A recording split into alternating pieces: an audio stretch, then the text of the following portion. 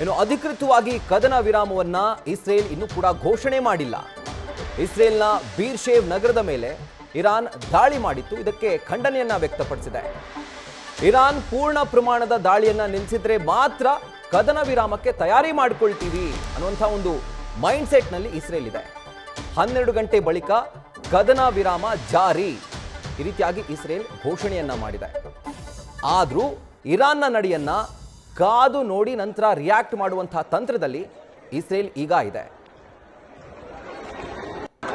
Right, ಹಾಗಿದ್ರೆ ಚಂದ್ರಮೋಹನ್, ಯಾವೆಲ್ಲ ಒಂದು ಕಂಡೀಷನ್ಸ್ ಅನ್ನ ಬಹುಶಃ ಒಂದು ಸೀಸ್ ಫೈರ್ ನಲ್ಲಿ ಎರಡು ದೇಶಗಳು ಪ್ರಸ್ತಾಪ ಮಾಡಿರಬಹುದು ಅಂತ ಡೀಟೇಲ್ಸ್ ಲಭ್ಯವಾಗ್ತಾ ಇದೆಯಾ? ರಾಹುಲ್, ಈಗ ಈ ಕದನ ವಿರಾಮದ ಕಂಡೀಷನ್ಗಳು ಏನು ಅನ್ನೋದನ್ನ ಅಮೆರಿಕ ಆಗ್ಲಿ, ಇರಾನ್ ಆಗ್ಲಿ, ಇಸ್ರೇಲ್ ಆಗ್ಲಿ ಹೇಳಿಲ್ಲ. ಆದ್ರೆ ಈಗ ಮೊದಲು ದಾಳಿಯನ್ನ ಯಾವ್ದಾದ್ರು ಒಂದು ದೇಶ ನಿಲ್ಲಿಸಬೇಕು. ಆ ದಾಳಿ ನಿಲ್ಲಿಸಿದ್ರೆ ಬಳಿಕ ಬೇರೆ ದೇಶಗಳು ಕೂಡ ದಾಳಿಯನ್ನು ನಿಲ್ಲಿಸ್ತವೆ. ಇದು ಸಾಮಾನ್ಯವಾಗಿ ಯುದ್ಧಗಳಲ್ಲಿ ಪಾಲಿಸ್ತಕ್ಕಂಥ ನಿಯಮ. ಈಗ ಮೊದಲನೇದಾಗಿ ಇರಾನ್ ನಮ್ಮ ಮೇಲಿನ ದಾಳಿಯನ್ನ ನಿಲ್ಲಿಸಿದ್ರೆ ಅದಾದ 12 ಗಂಟೆಯ ಬಳಿಕ ನಾವು ಕೂಡ ಕದನ ವಿರಾಮವನ್ನ ಘೋಷಣೆ ಮಾಡ್ತೇವೆ ಅಂತ ಹೇಳಿ ಇಸ್ರೇಲ್ ಹೇಳಿದೆ. ಹೀಗಾಗಿ ಈಗ ಇಸ್ರೇಲ್ ಸದ್ಯಕ್ಕೆ ಇನ್ನೂ ಕದನ ವಿರಾಮವನ್ನ ಘೋಷಣೆ ಮಾಡಿಲ್ಲ ಅಥವಾ ಅದನ್ನ ನಾವು ಒಪ್ಕೊಂಡಿದೀವಿ ಅಂತಾನೂ ಕೂಡ ಹೇಳಿಕೆನ ಕೊಟ್ಟಿಲ್ಲ.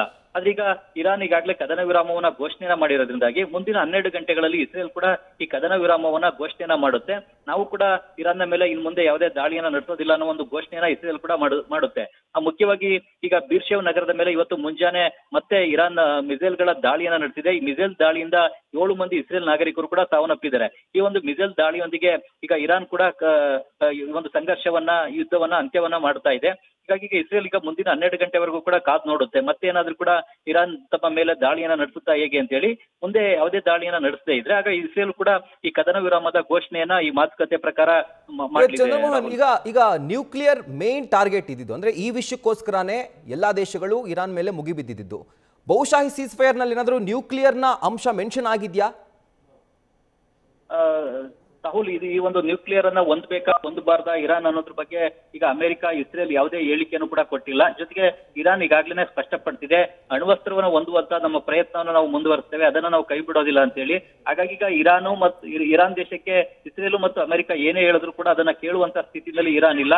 ತನ್ನ ರಕ್ಷಣೆಗಾಗಿ ಮತ್ತು ತಮ್ಮ ಮೇಲೆ ದಾಳಿ ಮಾಡ್ಲಿಕ್ಕೆ ಬರುವಂತ ಬೇರೆ ಯಾವುದೇ ದೇಶಗಳ ವಿರುದ್ಧ ದಾಳಿಗಾಗಿ ಈಗ ಅದು ಅಣ್ವಸ್ತ್ರವನ್ನ, ಅಣುಬಾಂಬನ್ನ ಹೊಂದುವಂತಹ ಪ್ರಯತ್ನವನ್ನ ಈಗ ಸಂಪೂರ್ಣವಾಗಿ ಮುಂದುವರಿಸ್ತೇವೆ ಅಂತಾನೆ ಇರಾನ್ ಘೋಷಣೆಯನ್ನು ಕೂಡ ಮಾಡಿದೆ.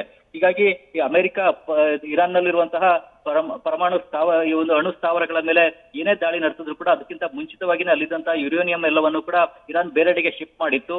ಹಾಗಾಗಿ ಅದು ಅಮೆರಿಕದ ದಾಳಿ ನಡೆದ್ರು ಕೂಡ ಅದರ ಅಣ್ವಸ್ತ್ರವನ್ನು ಹೊಂದುವಂತ ಪ್ರಯತ್ನವನ್ನು ಕೈ ಬಿಡ್ತಾ ಇಲ್ಲ ಮತ್ತು ಅದರ ಅಣ್ವಸ್ತ್ರ ಹೊಂದುವ ಪ್ರಯತ್ನಗಳಿಗೆ ಯಾವುದೇ ಹಿನ್ನಡೆ ಆಗ್ತಾ ಇಲ್ಲ ಅಂತೇಳಿ ಈಗ ಇರಾನ್ ಹೇಳ್ಕೊಂಡಿದೆ. ಹೀಗಾಗಿ ಒಂದು ಬೇರೆ ಕಡೆನಲ್ಲಿ ಈ ಒಂದು ಅಣ್ವಸ್ತ್ರವನ್ನು ಹೊಂದುವಂತ ಪ್ರಯತ್ನವನ್ನ ಮುಂದುವರಿಸಿದೆ. ಈಗ 3 ಅಣು ಸ್ಥಾವರಗಳ ಮೇಲೆ ಅಮೆರಿಕ ಬಾಂಬ್ ದಾಳಿಯನ್ನ ಮಾಡಿದೆ. ಆದ್ರೆ ಆ ಸ್ಥಳಗಳಲ್ಲಿ ಅಣ್ವಸ್ತ್ರದ ಒಂದು ತಯಾರಿಕೆಗೆ ಬೇಕಾಗಿದ್ದ ಕಚ್ಚಾ ವಸ್ತು ಅಂತಂದ್ರೆ ಯುರೇನಿಯಂ. ಸುಮಾರು 400 kg ಯುರೇನಿಯಂ ಅನ್ನ ಮುಂಚಿತವಾಗಿನೇ ಇರಾನ್ ಬೇರೆ ಕಡೆಗೆ ಶಿಫ್ಟ್ ಮಾಡ್ಬಿಟ್ಟಿದೆ.